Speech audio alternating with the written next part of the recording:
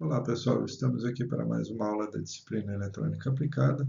Nessa aula nós vamos falar um pouquinho sobre o circuito integrado, o C3825. Bom, o objetivo dessa aula é apresentar as características desse circuito integrado, o C3825. Esse circuito é um circuito utilizado para o controle e a modulação de fontes chaveadas, sejam elas CC ou CA. Então ele gera uma triangular e já tem internamente um amplificador operacional para fazer a comparação com essa triangular e gerar dois pulsos PWM. Ele possui driver interno que permite comandar até dois transistores, gerando pulsos defasados de 180 graus. Então a ideia é você comandar um ou dois transistores. Tá? Você pode utilizar ele com um circuito que só tenha um transistor, conversor de CCCC, por exemplo, conversor tipo buck, tipo boost, buck boost, mas você pode utilizar ele para circuitos do tipo meia ponte, onde você tem dois transistores comandados com defasagens de 180 graus entre si. Na sequência vamos ver mais características e o funcionamento desse. Bom, então esse circuito integrado ele possui 16 pinos, tá? E como características principais ele tem um oscilador interno que te permite gerar a triangular com uma frequência de até 500 kHz. No próprio datasheet ele informa que é possível chegar a 1 mega, tá? 1 mega de saída. É importante observar o seguinte, para você ter 1 mega de saída, só se você juntar as duas saídas que ele tem e tornar ele um circuito que aciona uma única chave, um único transistor. Tá? Mais para frente, quando a gente mostrar as formas de onda, nós vamos comentar mais um pouquinho sobre isso. Tá? Mas então, se for para comandar só um transistor, dá para chegar até 1 mega, comandando dois transistores com defasagem de 180 graus, 500 kHz é uma boa frequência de computação. Então ele vai gerar um sinal PWM de forma linear, com razão cíclica evoluindo de 0 até 100%.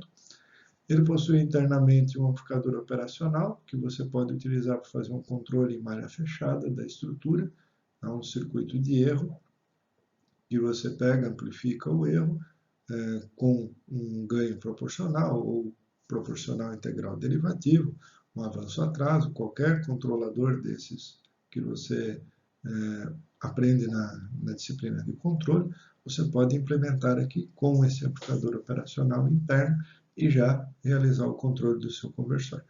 Ele apresenta uma referência de tensão integrada. Isso é muito importante porque a tensão de alimentação pode ser variável. Então, se você tomasse a tensão de alimentação como referência, você teria uma referência variável.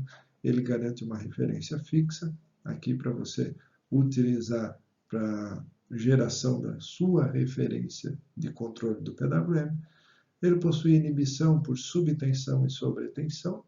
Então, se a tensão de alimentação passar de um valor máximo ou baixar de um valor mínimo, ele bloqueia os pulsos de comando para evitar que os transistores entrem em condução na região ativa. Ele possui elevada corrente de saída no driver, você pode comandar diretamente o teu transistor de potência com as saídas desse circuito. Ele possui a característica de soft starter, que é você abrir o pulso de razão cíclica de forma controlada quando você liga a alimentação do teu circuito integrado. Tá? Isso é bastante importante porque diversos conversores não possuem a característica de poder limitar a corrente, então você tem que abrir a razão cíclica devagarinho para ele não jogar uma sobrecorrente muito grande e gerar um problema na parte de potência. Você pode limitar a corrente, ele tem o pino que você entra com um sinal que você utiliza a corrente medida do seu conversor, e se o seu conversor começa a chegar no limite de corrente, você limita a razão cíclica aqui do C3825, e ele permite sincronizar com outros osciladores. Se você não quiser usar o oscilador interno, você pode fazer ele programável e sincronizar com outros 3825 para fazer um conversor com mais chaves ou mesmo ter várias fontes de alimentação aí em paralelo sincronizados. Tá? Isso é uma grande flexibilidade. Então, detalhando um pouquinho mais essa pinagem, o pino 1 é a entrada inversora do teu amplificador operacional que te permite fazer o controle do conversor que está associado ao 3525. A entrada não inversora desse mesmo pop está no pino 2. Tá? Então, no pino 2, geralmente, você vai colocar a referência que você quer, porque é a partir dali que você vai impor uma tensão lá na saída. E a saída, pino 3, é a saída desse amplificador operacional. Tá? Então, nós vamos ver que numa configuração básica, você pode utilizar o on-pop interno como um buffer, simplesmente conectando o pino 1 ao pino 3. Tá? Você vai estar fazendo um buffer e você entra com a sua referência no pino 2, ela que vai te dar o sinal de razão cíclica desejado. Tá, ok? Agora, se você quiser usar como controlador, aí entre o pino 1 e o pino 3, você vai fazer a sua realimentação adequada e no pino 2 vai vir a tensão de referência. No pino 4, você tem ali o sinal de clock, né, que você pode utilizar para fazer a sincronização com outros circuitos integrados. Os pinos 5 e 6 são os resistores RT e o capacitor CT. Esses dois elementos vão definir a frequência de comutação. Então, nós vamos ver na sequência já como estipular isso. E o pino 7, você visualiza essa portadora triangular que vai, juntamente com o comparador, fazer a tua onda PWM. No pino 8, nós temos o soft start. O soft start, ele funciona através da conexão de um capacitor nesse pino para definir o tempo que você tem para essa partida suave. Tá? Então, no pino 8, a gente tem uma fonte de corrente e essa fonte de corrente tem um valor fixo. Quanto maior o capacitor que eu colocar aqui no pino 8, mais tempo leva para carregar esse capacitor, então mais demora para o CI liberar completamente os pulsos de comando. O pino 9 é um pino de shutdown para desligar os pulsos de comando caso você queira fazer uma proteção, tá? Uma parada aí do teu conversor de potência. Então, esse pino 9 você utiliza para entrar ali com um sinal advindo de alguma lógica. Pode ser simplesmente uma lógica manual, tá? Um botão que você aperta ele e você vai mandar desligar o conversor, mas você pode estar medindo algum sinal e, através desse sinal, decidir desligar o conversor. Por exemplo, você pode medir a tensão de saída. Se a tensão de saída tentar passar de um máximo estipulado, que seria seguro para o conversor, com um comparador você verifica que a tensão passou e usa a saída desse comparador no shutdown para desligar os pulsos PWM. O pino 10 é o GND, a referência do conversor. Pinos 11 e 14 são as duas saídas PWM. Tá? Então, saída 1 e saída 2, defasadas de 180 graus entre si. O pino 12 é o GND da parte de potência, da saída, onde eu tenho o driver, tá? Que vai conectar nos transistores e acionar os transistores. O pino 13 aqui é uma fonte de alimentação que você utiliza para as saídas, tá? Porque a tua fonte de alimentação do CI, que está no pino 16, no pino 15, fonte de alimentação do CI está no pino 15. Ela pode variar entre 9 e 16 volts, tá? E o CI continua funcionando. Então, ele tem uma esterese ali, se baixar de 9, ele desliga, precisa colocar ali pelo menos 16 volts para ele ligar. Entre 9 e 16, ele funciona, alimenta o CI. Entretanto, dificilmente você vai querer alimentar o comando do seu transistor com uma fonte de alimentação que fique variando. Tá? Então, você pode alimentar o comando do seu transistor através de uma fonte separada, conectada aqui no pino 13. Se você quiser alimentar com a mesma fonte, basta conectar o pino 13 ao pino 15, sem problema nenhum. Tá? E o pino 16 é uma tensão de referência. Então, mesmo que a tensão do pino 15, que é a alimentação do CI, fique variando entre 9 e 16, no pino 16, que é a referência, você tem uma referência de tensão de 5,1 volts. Né? Então, se a tensão de alimentação do CI está em 9, está em 10, está em 12, está em 14, sempre vai ter 5,1 aqui no pino 16 para você utilizar como referência para gerar o sinal de comparação PWM. E aí você tem uma referência CC estabilizada. Bom, como que a gente define a frequência de comutação?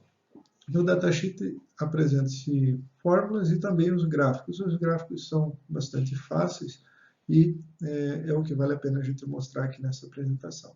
Tá? O resistor RT ele vai te definir a máxima razão cíclica que você vai poder trabalhar. Certo? Então, se você quer trabalhar com uma razão cíclica que vai até 100%, o teu RT deve ser muito próximo de 100 kΩ. Se você quiser trabalhar com, por exemplo, 95% de razão cíclica, você vai trabalhar aí com algo um pouco menor, na casa de 7 kΩ aqui. Tá? O próprio datasheet recomenda que se utilize resistor entre 10 e 100K. Tá? O gráfico vai aqui de 1K até 100K, mas 1K você já tem uma razão cíclica máxima bem mais limitada. Geralmente não é essa a intenção aí dos conversores. Bom, depois de você escolher o teu resistor RT, você vem aqui e escolhe qual capacitor você quer trabalhar em função da frequência de comutação que você deseja. Então, escolher um resistor, vamos dizer aqui, de 30K, tá? Você vai vir aqui, 10, 20 e 30. Posso utilizar um capacitor de 2,2 nano e ter uma frequência aproximadamente aqui de 30 kHz. E à medida que eu vou utilizando capacitores menores, eu vou aumentando a minha frequência de computação. Observe aqui as curvas, né? Aí você escolhe aqui qual o capacitor que você quer para chegar o mais próximo possível da frequência que você deseja. Escolhido esses dois, você pode vir aqui e conferir qual é o tempo morto que você vai ter. O que é o tempo morto? É aquele tempo onde nenhuma das duas saídas, pino 11 e 14, estará em alto. Tá? Mesmo que o sinal de controle esteja pedindo para você botar razão cíclica 2, 3, 4, o que é impossível, claro.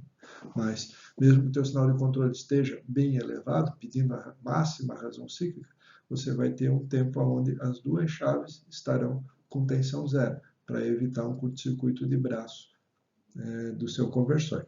Então você vem aqui e confere o seu tempo morto em função do teu capacitor e verifica se o teu tempo morto está adequado para a situação que você escolheu.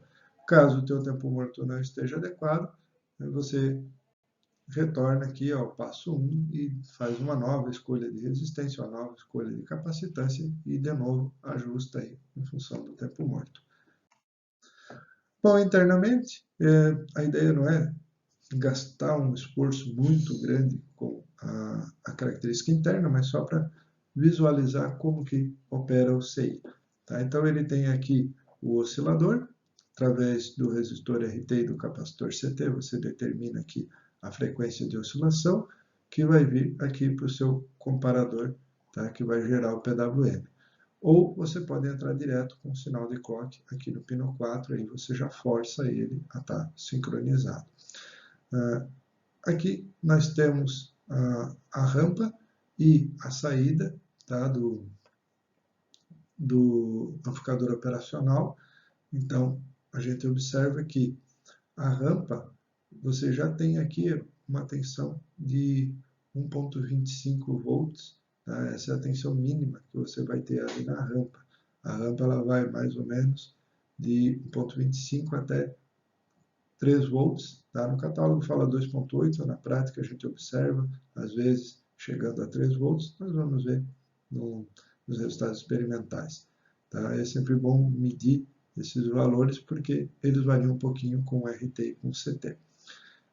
Então, aqui é o sinal que já vem do amplificador de erro, não, o amplificador de erro, entrada na inversora, entrada entrada na inversora pino 2, entrada inversora aqui no pino 1, a saída dele está aqui, que é esse pino 3, que vem aqui para o seu comparador. Tá? Aqui tem circuito do soft start, que vai inibir a saída. Então, como eu falei, uma fonte de corrente de 9 microamperes, que vai carregar esse capacitor, e só vai liberar os pulsos aqui quando esse capacitor estiver carregado. No pino 9, temos o pino de shutdown e de limitação de corrente. Tá? Ele vai liberar os pulsos de comando aqui se a tensão nesse pino estiver entre 1 e 1.4 volts. Acima de 1.4 volts ele vai cortar os pulsos de comando, abaixo de 1 volt ele também vai cortar os pulsos de comando. Tá? Então, é uma forma de você fazer proteção. O pino 15 aqui é a alimentação, onde ele tem esse under voltage lockout, que ele bloqueia o CI caso a alimentação caia abaixo de 9 volts. O GND, e aqui temos a saída, tá? Conforme a gente já comentou, você pega os pulsos de comando, através de um flip-flop você vai gerar os pulsos da saída A e da saída B, aonde a alimentação para essas saídas A e B é dada no pino 13. Então aqui você tem a tensão que vai para esses transistores. Tá? Aqui no desenho não está representado, mas é um par de transistores que faz a saída A e a saída B. Tá? E aqui o GND dessa parte de potência.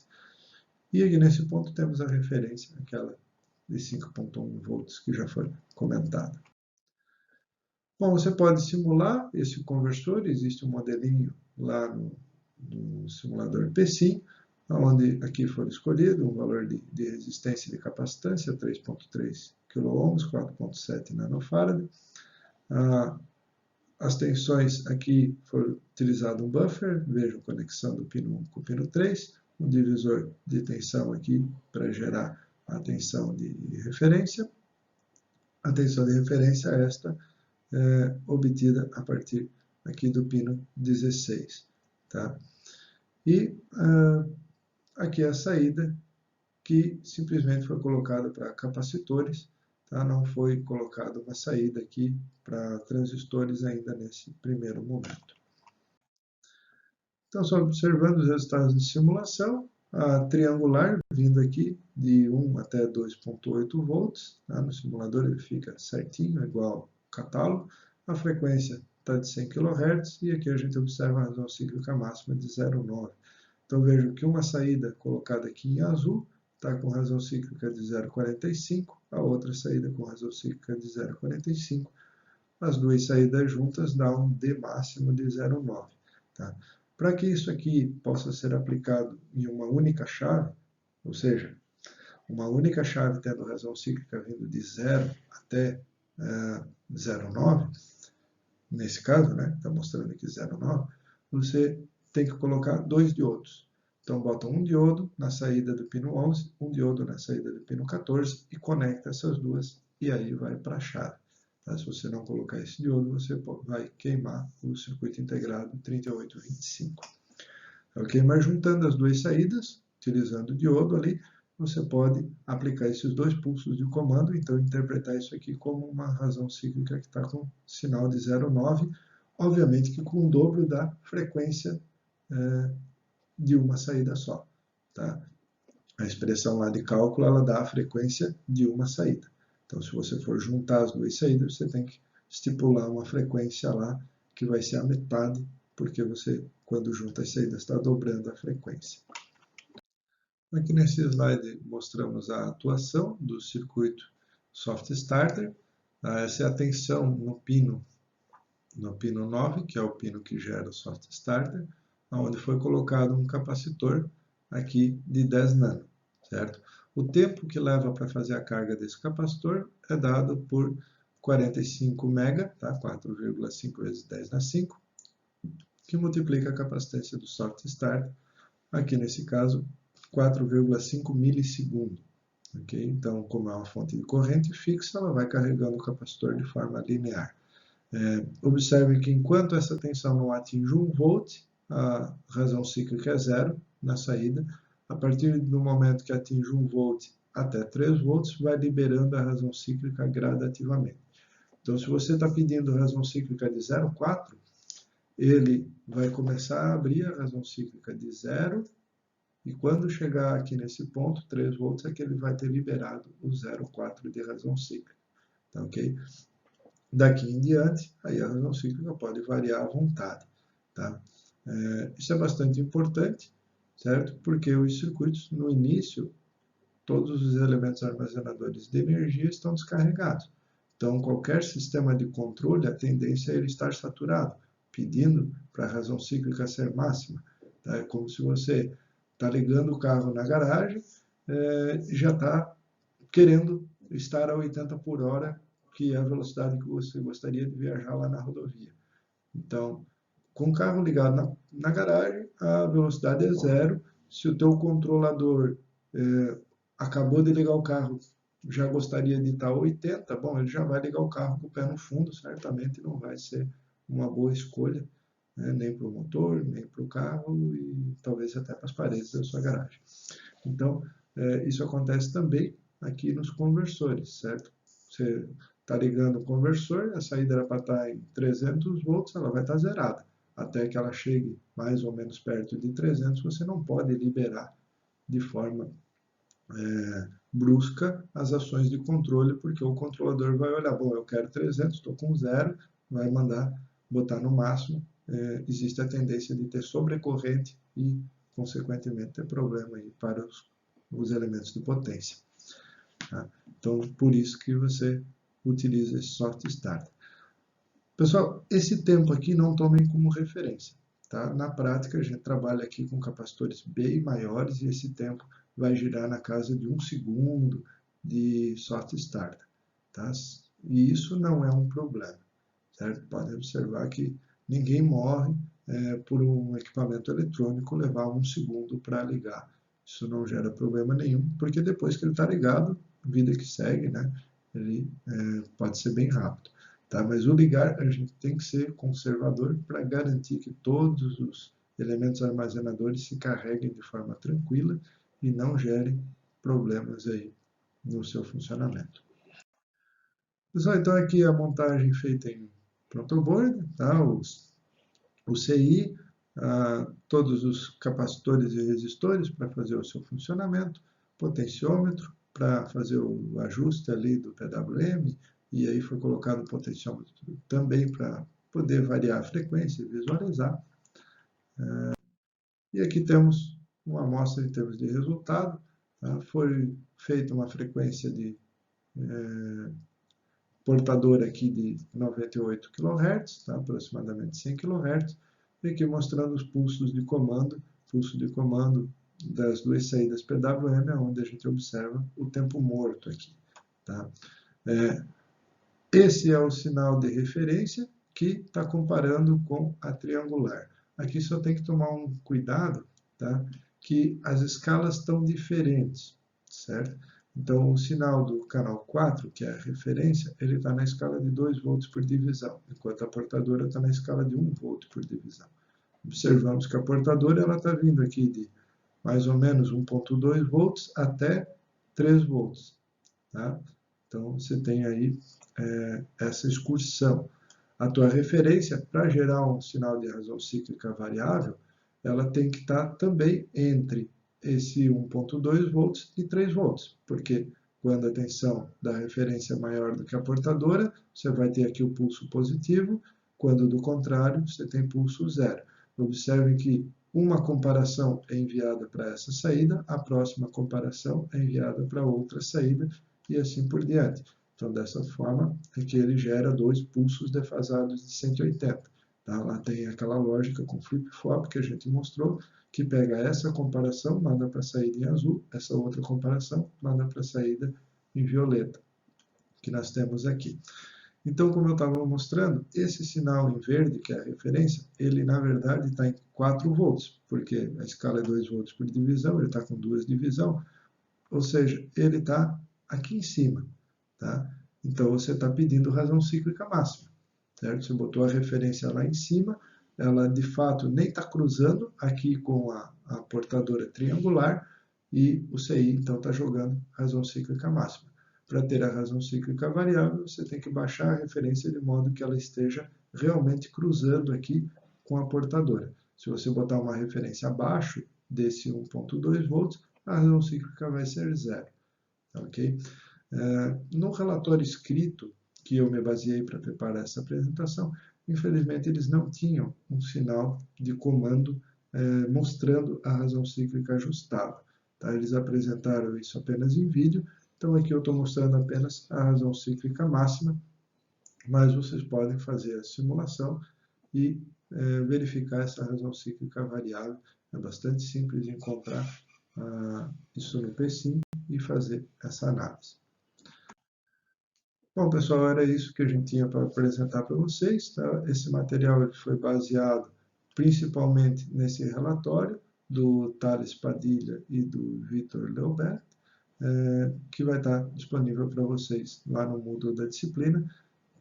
E também tá, os datasheets aqui do C3825 e, claro, que um conhecimento que a gente já possui aí do C3525. O 3525 é bem mais antigo, mas ele tem basicamente as mesmas funções e a mesma pinagem desse CI. Esse CI é uma versão um pouquinho mais moderna, tá, que tem características aprimoradas em relação ao 3525, que é da década de 90. Certo? Então, esse cara aqui, ele aí do final dos anos 90, ele já tem uma característica um pouquinho melhor. Pessoal, era isto da nossa parte. Até a próxima aula. Valeu!